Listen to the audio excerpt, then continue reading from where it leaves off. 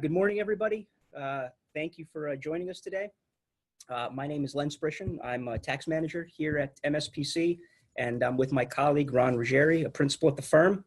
And today we're going to take you on a whirlwind tour of the recently enacted tax reform.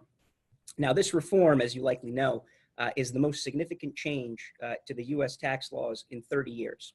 And unsurprisingly, given the speed with which it was passed, there's much that is controversial, unclear, and sometimes even inconsistent.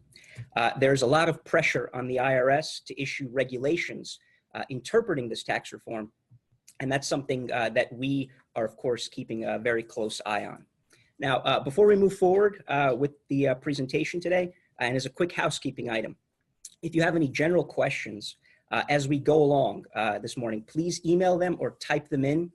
And I can't promise that we will have time to get to them, but if we can't, or if we need to think about the answers more closely, we'll be sure to get back to you separately. And of course, if you have specific queries regarding your particular individual or business situation, please, of course, contact us later at your convenience.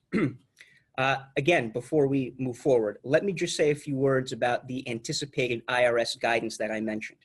Now, I recently attended a seminar for tax attorneys at the Practicing Law Institute on this tax reform specifically that had representatives from the IRS, the Department of Treasury, and the U.S. Senate Finance Committee. And there is an aggressive collective plan to issue regulations on many areas of the tax reform by the summer. And an amended IRS priority guidance plan is expected. The IRS intends to take a traditional approach to guidance. So instead of issuing many notices allowing for temporarily acceptable tax positions, proposed regulations will be released, and the IRS is hoping for many taxpayer comments before finalizing those regulations. I think the IRS representative said, and I quote loosely, that there will be a parsimony of notices issued in connection with the tax reform.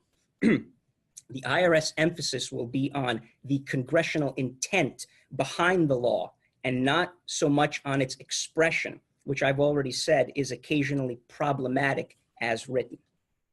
So let us get started. Oops, one back. So the Tax Cuts and Jobs Act, the ACT, as we'll refer to it throughout the course of this presentation, signed into law by President Trump, December 22nd, 2017. Many significant changes to the U.S. tax laws in connection with business taxation, individual taxation, and notoriously, perhaps, international taxation. For individual tax changes, the fundamental changes with the tax rates. So for the tax years 2018 to 2025, individuals' taxable income will be in 7 brackets with a top rate of 37%. After 2025, pre-act rates will be in effect. The highest rate for individuals with taxable income at $500,000 and above, and for married couples, that highest rate is at $600,000 and above. Here we've provided you with a chart indicating the income levels vis-a-vis the new rates. Interestingly enough, these rates, the income levels for these rates are pegged to the chained consumer price index as opposed to the standard consumer price index, which economists have said will result in individual taxpayers cycling through the various income levels more quickly.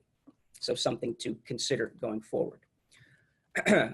One new change for individual tax is those concerning personal exemption. So previously, individual taxpayers were permitted a personal exemption in addition to various personal deductions, which we'll touch on a little bit later. That personal exemption was $4,050 in the 2017 tax year, but under the Act, both the personal exemption and certain, in fact, numerous itemized deductions have in fact been suspended. The long-term capital gains rates, they have largely remained the same, the standard 0, 15, and 20% brackets. They are aligned with the new income brackets indicated on the chart on the previous slide. There is a reduction in the capital gain rate from 20% to 15% for taxpayers with taxable income between $470,700 and $600,000. There have been some changes in the alternative minimum tax. Some of our higher earning taxpayers know that in addition to regular income tax, there is an AMT that swoops in a lot of taxpayers. Based on these changes that we see now, we would anticipate that fewer taxpayers will be subject to the AMT for a number of reasons. One being that the exemption amount has been raised to 109.4 for joint filers. And the exemption amount phase out has now been raised to $1 million. So you will get some benefit of the AMT exemption amount if you're married filing joint, as long as your alternative minimum taxable income is below $1,437,500. So that, along with some other provisions of the Act, are going to make less taxpayers subject to the AMT going forward. One of the main thrusts behind this tax act was tax simplification, and although we don't think that that objective has been met, one of the things that was pushed is the increase in the standard deduction. Standard deduction being raised to $24,000 for married taxpayers filing jointly, $12,000 for single taxpayers, and $18,000 for all others. And what we think is going to happen here is that because there have now been disallowances of a lot of Schedule A expenses, then it is very possible that more taxpayers will take the standard deduction as opposed to Schedule A itemized deductions. One of the big itemized deductions that's completely eliminated is the miscellaneous itemized deduction subject to the 2% floor, which a lot of taxpayers take advantage of. It's your deduction for our tax prep fees. It's deductions for investment advisory fees, unreimbursed employee business expenses. All of those deductions are now eliminated.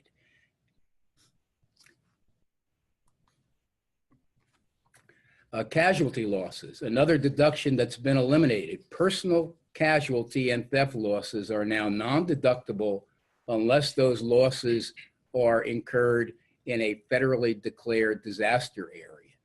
Only at that point will they become an itemized deduction on Schedule A.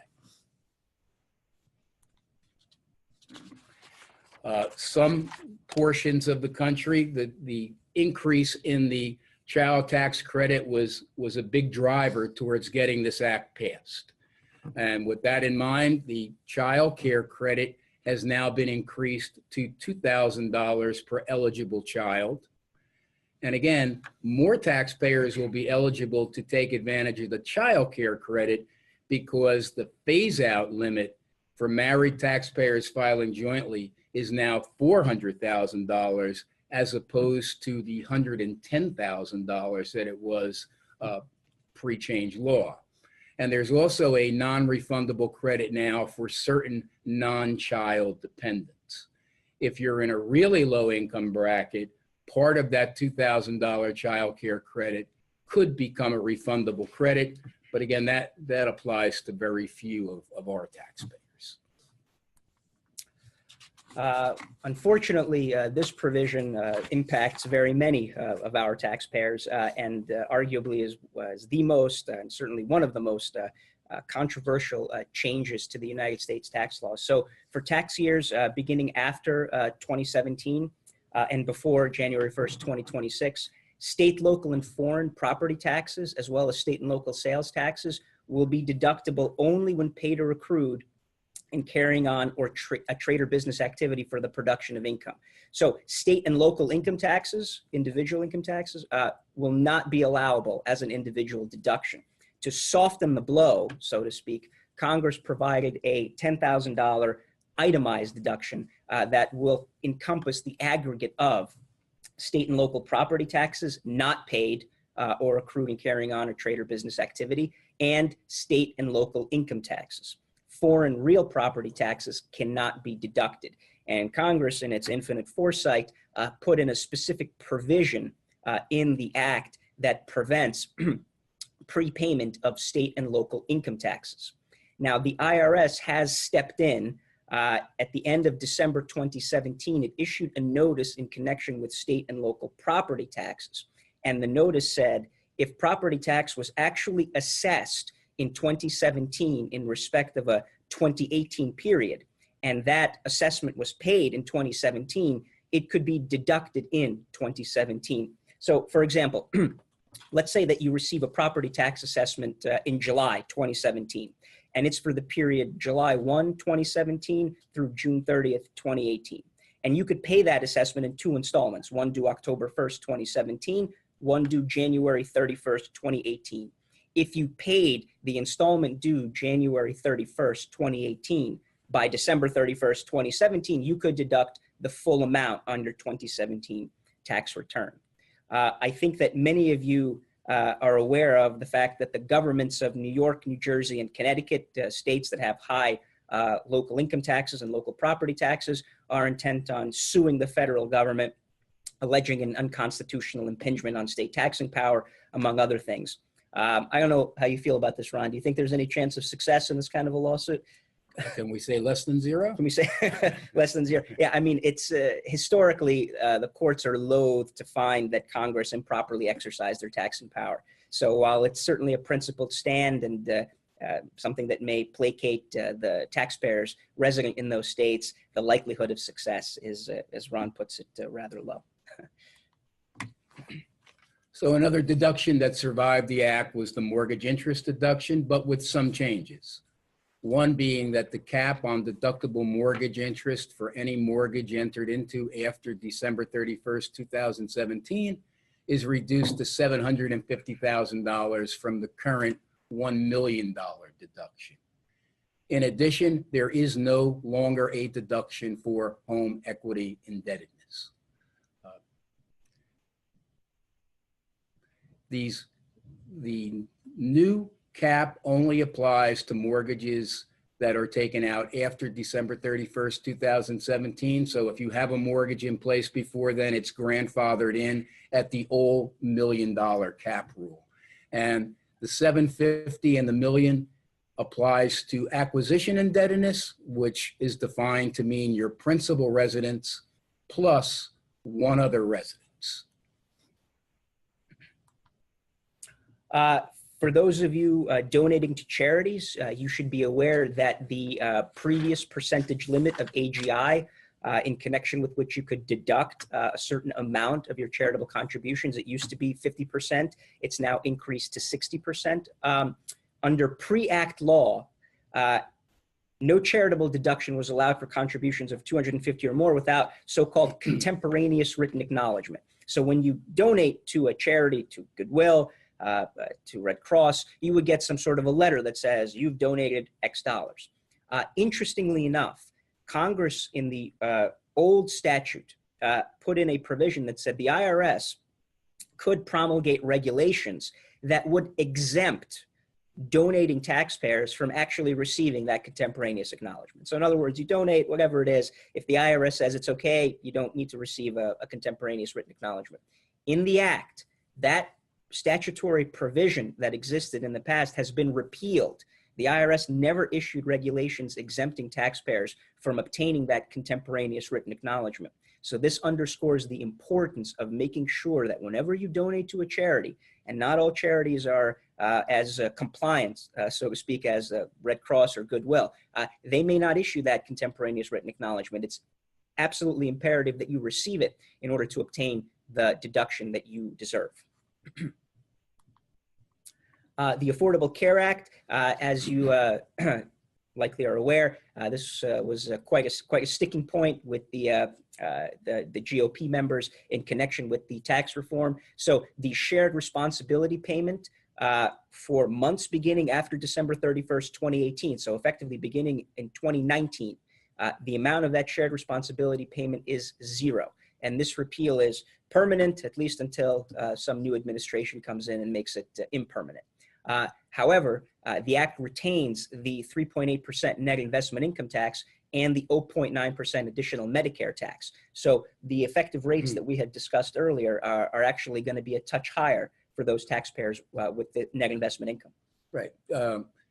We call this the stealth tax, and it was surprising that this remained in the act, but it does add a significant amount of tax to taxpayers that have taxable income above $250,000.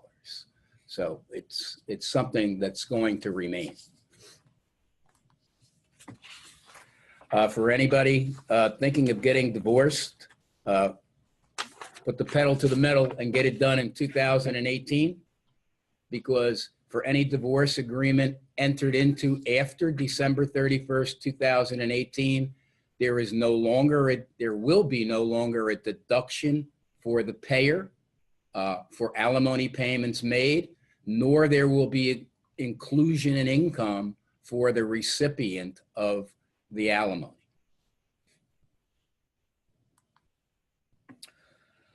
So touching briefly on 529 accounts, which many of you may have set up for the education of your children and grandchildren. As you know, the funds in the code section 529 account, and they're called 529 accounts in reference to a section of the U.S. tax code. They can only be used for so-called qualified higher education expenses, which include tuition fees, book supplies, etc., as well as reasonable room and board at colleges, universities, vocational schools, or certain other post-secondary schools. Now, in connection with distributions for qualified higher education expenses after December 31st, 2017, the world of eligible schools has been expanded to elementary and secondary public, private, or religious schools, and certain expenses associated with homeschooling, up to a $10,000 limit. The estate tax, again, another very important and hotly debated provision with the tax reform. So for estates of decedents that will who die after December 31st, 2017, before January 1st, 2026, and also in respect of gifts made during that time, the Act doubles the base estate and gift tax exemption from $5 million to $10 million. The $10 million, of course, is indexed for inflation, anticipated to be about $11.2 million in 2018 for an individual, or $22.4 million per married couple. Now, although the language in the Act is silent in connection with the generation skipping transfer tax, the GST, because that amount is based on the basic exclusion amount for estate and gift tax, generation skipping transfers should also see a equivalent increased exclusion amount. So let's talk about the significant business tax changes enacted by the tax reform. Right. Well, the major impetus of the act was to help American business, and there have been a lot of provisions that are geared towards doing that, towards encouraging investment by American businesses. So the big change, or one of the big changes, was the change in the U.S. corporate tax rate. It used to be a graduated rate that went from 15% to 35%. Now it's a flat 21% for all U.S. corporations, even personal service corporations. Along with that, the corporate AMT has been eliminated. And if you do have AMT credits from years where you paid AMT based on a rather complex formula, there will be a way to get a refund for those AMT credits that were generated from AMT taxes paid in the past. As an encouragement for businesses to invest, two big provisions. One being the Section 179 expense limitation has now been increased to $1 million, subject to a $2.5 million threshold, which means you can write off the cost of new equipment or used equipment up to a $1 million cost, as long as you have taxable income. You cannot use Section 179 to create a tax loss. Right. And Ron, I think the only property that would qualify for this expanded 179 is that so-called qualified real property, which includes qualified improvement property. Right. Improvements to the interior of a building, which has also been expanded to include HVAC systems, fire alarms, security systems, and roofs. Simple enlargements of a building will not typically qualify for this expanded 179.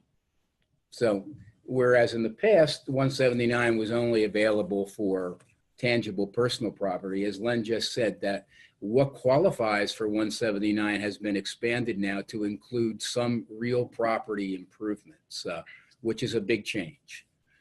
Along with that, bonus depreciation, which a lot of taxpayers have been taking advantage of for many years now, has been increased to 100%. And it is now also available for used equipment. That's new. Bonus depreciation under prior law was only available for new equipment. Now it applies to both new and used equipment. And the 100% rate applies until 2023. And then in succeeding years after that, the rate goes down to 80, 60, 40, and 20 through 2026. Right, and property that's qualified for this provision is qualified improvement property of the kind that would qualify for 179, certain software, water utility property, and 20-year maker's property. I don't think there's a limit on bonus, is there? There is no limit on bonus, and it can create a tax loss, unlike Section 179. This provision, is new, excess business losses, and just to give you a little background, in order to deduct a loss on your personal tax return, you used to have to go through a number of hurdles. You had to have enough basis to take the loss. You had to be at risk to take the loss. It had to be an active loss and not a passive loss.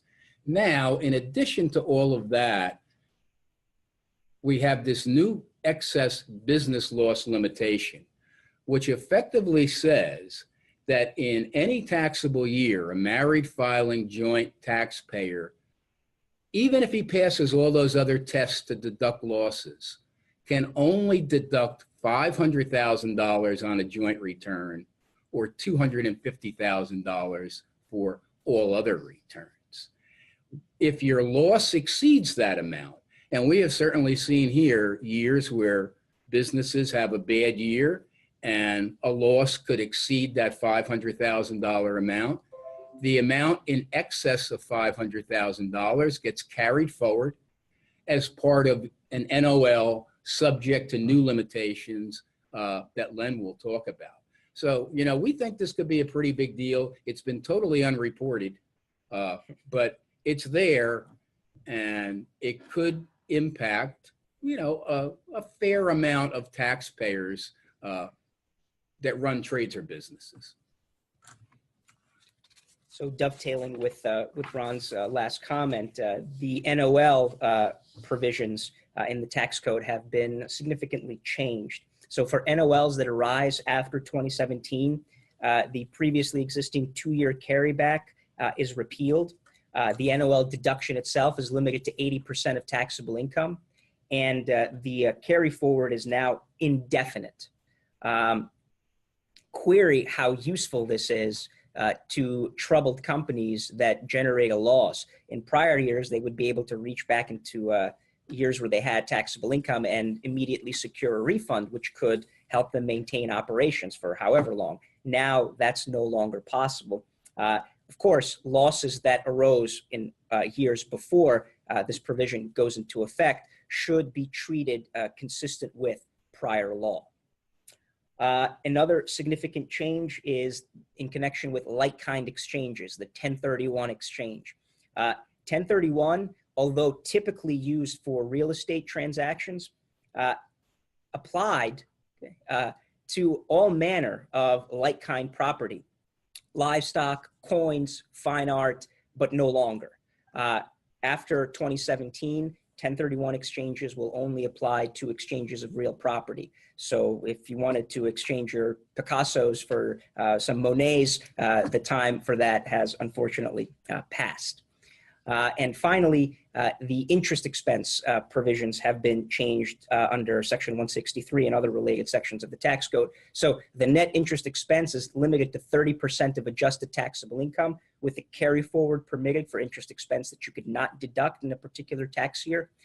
Interestingly and controversially, real estate businesses using the ADS, the alternative depreciation system, can elect out of this limitation. Donald Trump's, our president's background in real estate has, in some people's minds, was responsible for generating this exception for real estate businesses, which is a fairly generous exception.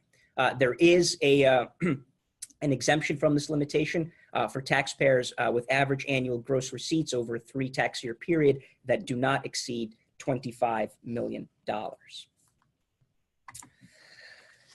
So turning to perhaps the most misunderstood provision of the tax reform, we turn to this QBI, the qualified business income deduction for pass-through entities. So what we're going to do is we're going to spend just a little bit of time reading over the statutory language, which I've provided for you here on this new code section 199 cap A, and then we'll go through some nuances and go through some examples. So if you don't understand or don't feel like trying to understand, I don't blame you, but let's just get through the language itself, and then we'll try to parse out what it means. So a non-corporate taxpayer, including the trust or estate, that has QBI from a partnership, S corporation, or sole proprietorship can deduct the lesser of the, quote, combined qualified business income amount or 20% of the excess of taxable income over the sum of net capital gain.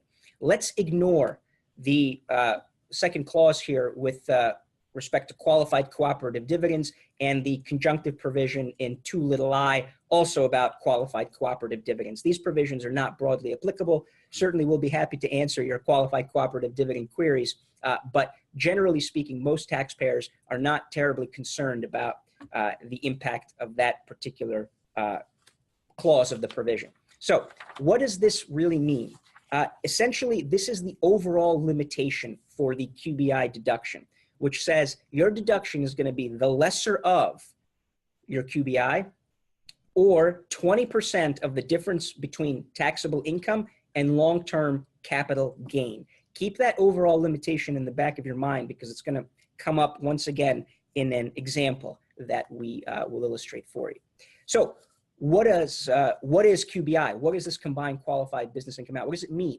So that is, of course, according to the statute, very simply, right, an amount equal to the deductible amount for each qualified trade or business of the taxpayer, which is 20% of the taxpayer's QBI, subject to the W-2 wage limitation, which we'll also touch on momentarily. Again, let's ignore the 2i clause about real estate investment trust or REIT dividends, again, because it's not broadly applicable. So we won't worry about it for the time being. What is QBI? What constitutes qualified business income? There's no circumscribed definition that says this definitely is QBI and this definitely is not in all cases QBI. So QBI broadly is your trade or business income, but there are some things that QBI does not include. Most critically, reasonable compensation paid to the taxpayer by any qualified trade or business for services. So this is the salary paid to a shareholder of an S corporation. It also doesn't include any guaranteed payment to a partner for services rendered to the partnership or a payment under Code Section 707A. This is transactions between a partner and a partnership where the partner is not acting in a partner capacity. Okay? So those are excluded from the QBI, and as a consequence, the deduction that would ostensibly result if you included that amount is going to be lower. Now, and very importantly, for pass-through entities, the deduction can exceed the greater of, and these are the W-2 limitations that the previous slide alluded to, 50% of the W-2 wages with respect to the qualified trade or business, or, a little bit tricky, the sum of 25%, not 50% anymore, 25% of the W-2 wages paid to the business's employees, plus 2.5% of unadjusted basis of all qualified property. That's defined for you there. We'll not worry about the vagaries of the definition again for the moment. The W-2 wages have to be bona fide wages that are reported on a Form W-2. Now, I think Ron may have a comment to add here, but with respect to these partnerships and S corporations, you have to remember that we are talking about a proportionate deduction. So if you're not a 100% owner of a pass-through entity, you're not going to be entitled to a 100% deduction. That simply makes sense. So your allocable share as a partner in a partnership that would otherwise be entitled to the QBI deduction, that's the amount that you're going to get. Your pro rata share as an S Corp shareholder, that's the deduction that you'll be entitled to. Importantly, there is a phase-in of this deduction. So if you have income as an individual above 157,500, but at or below 207,500, your deduction is reduced according to a calculation. Concomitantly, if you're a married couple filing jointly and you have income between 315 and 415, again, your QBI deduction is going to be phased in over that particular amount. Again, that's a little bit nuanced, a little bit complicated, but I think that there's some problem, right, with classifying something as QBI as opposed to wages, right? Right. I mean, if the commentary is that a lot of people are going to try to reclassify or take less salary, which will increase their QBI. And the IRS certainly has the ability at some point to go in and determine what your reasonable compensation should have been and proportionately reduce your QBI subject to the 20% deduction. So it's totally unclear at this point, the mechanism that they would use to do that, but it's out there. It's an item of concern for the IRS that S Corp shareholders are going to reduce salary in an effort to increase QBI. And so we come to the most interesting and at the same time the most maddening aspect of this new QBI deduction. So the deduction does not apply, okay, generally, right, to specified service trades or businesses. These are your classic white-collar professions, consulting, financial advisory, medicine, law, accounting, but athletics, performing arts, they're dragged in as well. Although at a 11th hour change was made with respect to engineering and architectural services. So these are not specified service trades or businesses, and therefore they are generally qualified for the QBI deduction, subject to applicable W-2 and depreciable property limitations that we just talked about. So fundamentally, this disallowance of the QBI deduction is going to be predicated on one very difficult to understand phrase, right? A trade or business where the principal asset is the reputation or skill of one or more employees. Now, this did not just come out of some sort of a vacuum. This language almost to the letter mirrors an existing provision in the U.S. tax laws, Code Section 1202, which refers to so-called small business stock, which has permitted preferential treatment in connection with any gain on its sale. But again, only to small business stock that is in respect of a corporation that is operating in a qualified trade or business, i.e. not a specified trade or business. And that provision also speaks to the principal asset cannot be the reputation or skill of one or more employees. So it's targeting manufacturing, retail. Real estate is, of course, qualified for purposes of this new QBI provision. But this begs the question, when is the principal asset of a company not the reputation or skill of one or more of its employees? I mean, what would be the asset if not that? IT consultants, real estate agents, how about plumbers? And I mentioned plumbers specifically because at that seminar that I attended at Practicing Law Institute, one of the panelists said, well, what about plumbers? Would they be entitled to QBI? Ostensibly, their business, however it's operated, is based on their skill or reputation, right, as employees of the business. The IRS representative had a fairly glib response and said, well, the income limits will take care of that. Because again, if you're in a service business, i.e. a specified service trade or business that would ordinarily be disqualified from getting the QBI deduction, If you're below that income limit, 157.5 for individuals, 315 for married couples filing jointly, don't worry about it. You'll get your QBI deduction. But what if you're above it? So the IRS representative said, well, that'll take care of it because plumbers don't really make that much money. And the other panelists said, well, I don't know if you know too much about New York City plumbers, but they do very well. And they're, the ones who I've talked to are quite incensed about the fact that they may not get the benefit of this deduction.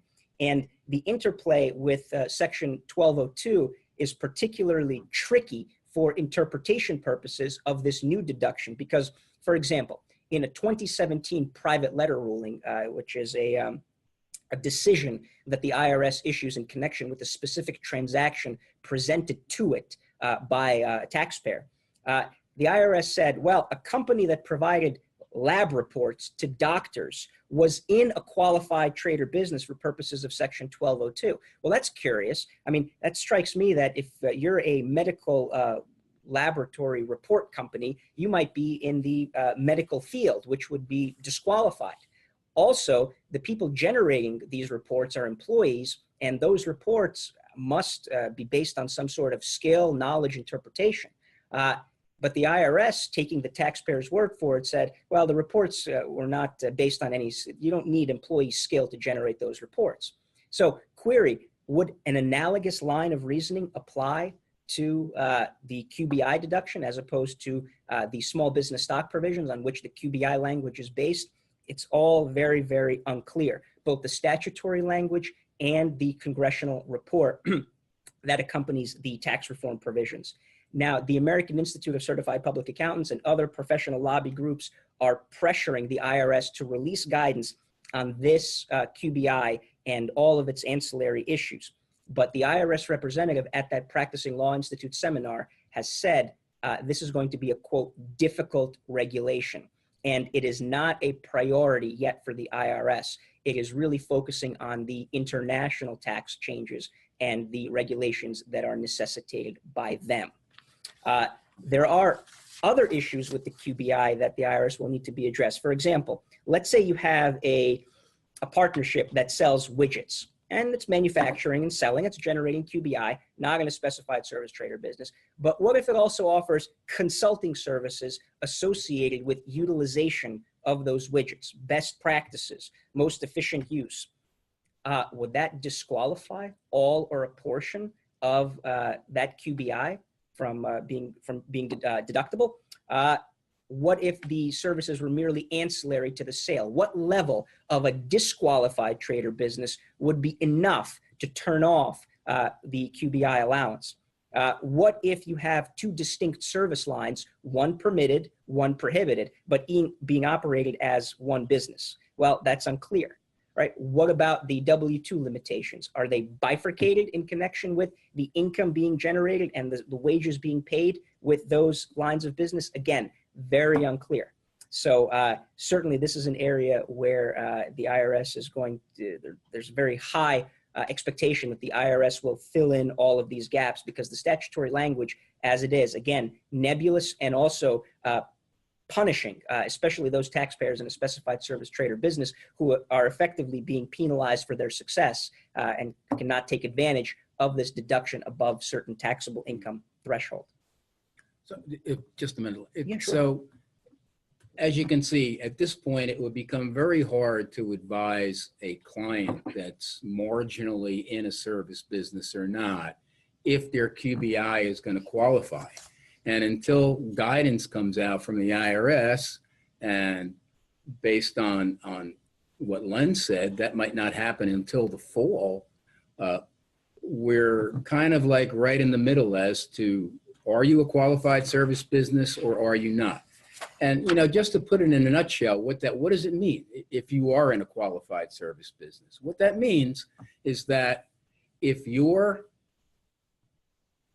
taxable income exceeds $415,000 filing a joint return, or $207,500 for all other individuals, if your taxable income from all sources is over those two threshold amounts, and you are in a specified service business, there is no 20% QBI deduction.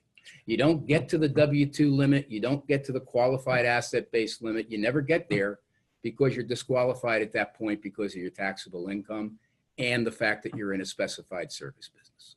Right, exactly right. And of course, there's that phase in of the deduction between the cap, the 207.5 and 415 cap that Ron mentioned, and the 157.5 and 315 income threshold. So let's deal with just a couple of basic examples, and hopefully they'll illustrate the point a little bit. We have three people, Tom, Mitch, and Natasha. Now, Tom earns $100,000 in a law firm that he operates as a single member LLC. His taxable income, $100,000.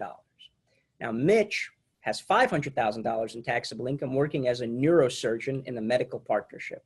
And finally, Natasha has $200,000 from her sole proprietorship, but has $50,000 of deductions. The way that the QBI will work for these people is Tom, even though he's in a specified service trade or business, which would ordinarily, as Ron just put it, preclude availability of this 20% deduction, he is well below the individual taxable income threshold of 157.5. So he will get a flat 20% deduction on his $100,000, which will be $20,000. Now, Mitch, conversely, will not get the deduction at all. He had $500,000 from his neurosurgery practice. He is not just above the threshold of 157.5 and the joint threshold of 315, he's also above the respective caps at those filing levels. So regardless of his status, he makes way too much money, and therefore he will not get the deduction. Natasha, her deduction is going to be 20% of 150,000 or 30,000. If you recall, Natasha had 200,000 from her sole proprietorship, but 50,000, excuse me, of deductions. So the QBI will not be permitted in connection with income that's sheltered by other deductions. So you won't get the 20% on 200, but you will get it on 150. Again, we're below the threshold, of course. Now let's get a little bit more tricky. Try not to look down to the answer at the very bottom. If you have Erica here, who earns $200,000 as a sole proprietor, she has $100,000 of long-term capital gains, $150,000 of deductions. The calculation proceeds a little bit differently because remember the overall limitation, as is pointed out to you in the bottom bullet. Her taxable income is 150, right? 300,000 less the deductions, but there's an adjustment. We need that $50,000 number for QBI purposes. Right? So her $150,000 is reduced by the amount of her long-term capital gain. So while her pure QBI deduction would be $200,000, excuse me, it would be 20% of $200,000 or $40,000, her QBI is 20% of 150 less 100 or $10,000, 20% of $50,000. And because the QBI deduction provisions are operative on the lesser of amounts, we take the lesser, which is $10,000. That is Erica's deduction in this particular case. And a little bit more complex, right? So now we have Dan operating a widget factory, not in a specified service trade or business, not a white collar profession. So we're not concerned about the disqualification for specified service trades or businesses. So he generates $100,000 of QBI, but his taxable income, lucky for Dan, is $1 million. So well above the single filer and married filing jointly thresholds and caps. But luckily for Dan, the factory pays $30,000 in wages. And a little permutation, same facts, $30,000 in wages, and there's also equipment in the widget factory with an original cost of $400,000. So the way the QBI determination will work here is you're going to have to calculate a tentative deduction, which would be $20,000, 20% of Dan's $100,000 QBI. But the W-2 limitation kicks in because Dan makes too much money. Not in a specified service trade or business, in a qualified business, but still too much money. The W-2 limitation kicks in. That's 50% of $30,000, okay, or $15,000. But we're dealing with, again, the lesser of. What's lesser? Well, $15,000, applying the W-2 wage limitation, is less than $20,000. So it looks like we're in good shape. But wait, we could be a little bit better even, because if we use the other limitation, the one that's 25% of wages, right? So 25% of 30,000, that's 7,500. That's added to 2.5% of qualified property basis, 400,000. When added together, that yields a deduction of 17,500. So this is the reason why I quoted that statutory language, so you have something to refer to down the road. It's the lesser of overall, but when you're speaking to the W-2 limitations, it's the greater of the two. So the greater of the 50% W-2 limitation or the 25% W-2 plus 2.5% depreciable property limitation, the greater of those two calculations is the limitation. And if it's less than the overall QBI amount, which is $20,000, that is your deduction. So in this case, because 17.5 is greater than the 15,000 pure W-2 limitation, but less than the 20,000 overall QBI limitation, the deduction is going to be 17,500. And again, Len is only going through these calculations for Dan because Dan is not in a specified service business. These concepts do not apply to those people. Right. So this summary is just provided for your reference. So, and again, Ron detailed this several times, but again, taxable income equal to or less than 157.5 or 315 for a married couple filing jointly. Of course, these amounts are adjusted annually for inflation. The QBI deduction is equal to 20% of your share, right, as an S-Corp shareholder, as a partner in a partnership, of trade or business income from partnerships, LLCs, taxes partnerships, or S-Corps. Between the above thresholds and that additional 50,000 and 100,000 cap to 207.5 and 415, there's a reduction in that QBI deduction amount. If you exceed the threshold and cap, then the QBI deduction will only apply to qualified trade or business income. So non-service business income, non-white collar profession income, just to help you think of it broadly, right? If you're below the cap, no worries. Even if you're in a specified service trade or business, you're going to get something, okay? If you're below the threshold, you'll get the full 20%. If you're between the threshold and cap, you'll get a pro rata reduction, okay? But if you exceed the threshold and the cap, then your deduction is going to be subject to the limitations on your screen. The 50% of W-2 wages or the sum of 25% of those wages plus 2.5% of the cost of certain property used in the business. The greater of those two is compared to the overall 20% QBI deduction. You take the lesser amount as the deduction. And we will close this presentation by scratching the surface of international tax. The goal of the international tax reform provisions in the Act were to switch, as much as something like this could be switched, from a worldwide system of taxation that exists in the US to a more territorial system of taxation. Now, the critical provision to come out of the international tax reform aspects here is the so-called repatriation tax.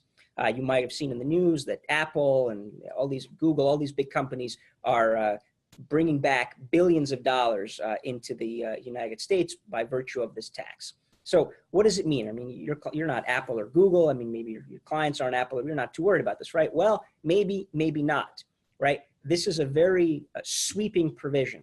So again, just scratching the surface, because there are a lot of nuances and complex calculation mechanisms associated with this repatriation tax. But under the Act, 10% US shareholders of so-called controlled foreign corporations, or CFCs. These are foreign corporations, not partnerships, not hybrid corporations, right? That have more than 50% of their interest by vote or value owned by US shareholders. And these are US persons, so entities or individuals that own 10% blocks in the corporation. Or not CFCs, foreign corporations that aren't CFCs, but they have at least one US corporation as a 10% shareholder. They are deemed to repatriate, whether or not they actually bring the money back or they don't, okay? They are deemed to repatriate their cash and their illiquid assets for their most recent taxable year beginning before 1/1/18. Very important, before 1/1/18. So those foreign corporations, and if you're a 10% US shareholder in a foreign corporation, maybe you file Forms 5471, you should take a look and see whether you need to worry about this repatriation issue, because you could potentially have a payment due this year. you need to take a look at the foreign subsidiaries' earnings and profits, and you need to carve out the cash portion and the illiquid asset portion. And by way of a complex credit and deduction mechanism, the effective tax rate on that deemed repatriation will be 15.5% on the cash, 8% on everything else. Now, taxpayers can choose to pay the tax due in 8 installments. I'm not sure why you would choose not to do it, but that's an option. You have to make an affirmative election to pay it in those 8 installments, and there's a progression. A small percentages due now, and then they slowly increase with the biggest percentages due in the final 2 years. So if you are a shareholder in a foreign corporation and you fit this criteria, or if you are a tax professional and you have clients that file Forms 5471, you should definitely take a look and see whether repatriation will apply to those clients. And again, there could be a unfortunately hefty tax bill that may be due. And of course, you have to get the cooperation of the foreign corporation to get the information that you need to make the necessary calculations. I will say that the IRS has prioritized guidance in this area particularly. These will be the first notices, however many there will be. The IRS says not many, but these will be the first notices and certainly the first regulations promulgated and finalized in connection with the tax reform. So this concludes our presentation this morning. I hope you found it interesting and informative. We are over our time allotted, so if you have specific questions, I encourage you to email them to us, and we'll answer them just as promptly as we can. I don't know, Ron, if we have time right now, but looks like we don't have too many questions, so that's fine. It's a lot to digest. Yeah. So please think about it, take your time, and we'll be very happy to get back to you on your specific queries just as promptly as possible. So thank you for your time, and have a very nice day.